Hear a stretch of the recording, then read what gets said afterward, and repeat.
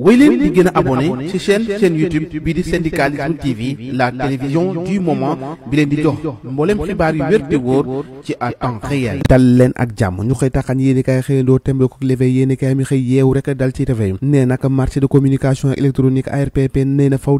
ñu wàññi li nga xamante ni si moo di tarif yi yéeni kaay bi di Walf Fadjri di kat ci exploitation suñu pétrole bi la SAR nee na moyen bu faible la boo xamante ni est-ce que dina mën a yenn loolee ñu bëgg a exploiter ci pétrole si ndoram nigérien boo xamante ni boo mooy dinañu dal boobee jamono ne te Ndar géej ñoom nappkat yi naka ñoo nga tak jiita nga dëgg diggante entreprise bi di BP ak Cosmos Le Soleil yéeni kaay ne accès au logement fexe rek ba jote ci wàllum dëkkuwaay loyer SICAP SN HLM ak foncier le président de la république naka Bassirou Diomaye Faye teg na naka fondation ba yéeni kaay bi ne la mu bëgg moo di fexe rek ba ñëpp am dëkkuwaay yu mucc ayib naka moom président de la république boobee dogal niki démb la ko daal dee jël ci conseil des ministres libération ne fintooni paiement taxe dénommé contribution spéciale jëm ci mine ak carrière yéeni kaay bi naka fintooni état ba jël na yet nag di dàqante ak société minière yi ndax am na si ak fisc woo xamante ni toll na ci 341 milliards ak lu topp entreprise na nappaate njóog loolu yëpp nag war nañ koo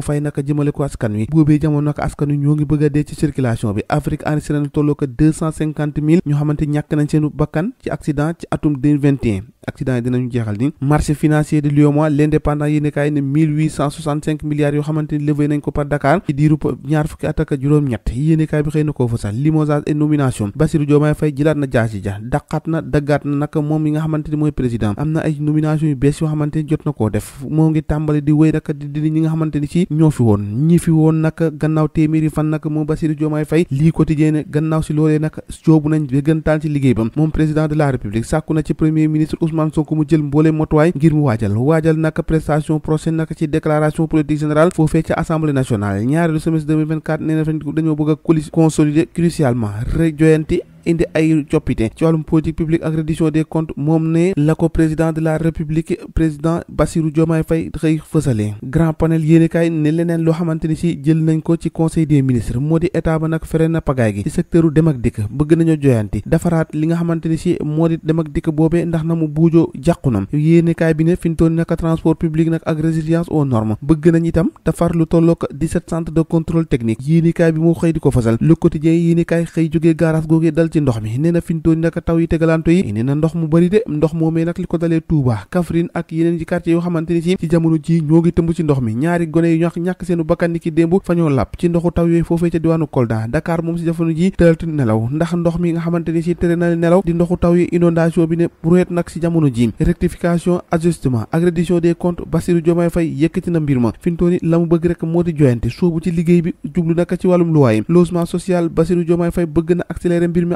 leer ko ba nga xamante ni si ñëpp daanu mun a jotee ci li nga xamante ni si moo di dëkkuwaay yéeni kaay bi ne conseil de casserole tàmbali na étudiants yi ñoo ko dal dee soobu ñoom lañ doon laaj moo di ndox wifi ak dëkkuwaay yi mucc ayib ñoom noo nekk fintoon yi daanaka jàpp nañ ne lañ leen waxoon lu ci bëri gisaguñu ko l'observateur yéeni kaay naka dikkaan na ci wàllum indéprise au Sénégal ndax tey fintoon yi daanaka yoon yi booy xool lu waay neex def lu waay neex wax yéeni kaay bi ne la solution radicale nekk moo mun a indi saafara googee ndax gis na yoonu BRT bi na fa saret yi def ñu ne déetawaay point yi taxi di fa jaar si chargement bi nag ne cobboy ci réew mi yéeni kaay def fintooni nag sociologie psychologue ak sociologue ñoom nag indiqué nañ li nga xamante ni si moo di yoon wi ñu war a jaar naka ba joyanti yenn ci jafe-jafe yi nga xamante ni si mooy lalu ci askan wi de ak jëfin yi nga xamante ni si teggul benn yoon ci yoon réew maa ngoog chaque jour ak dossier bu bees ñoo ko déggandoo jaa ngeen jëf ba ëllëg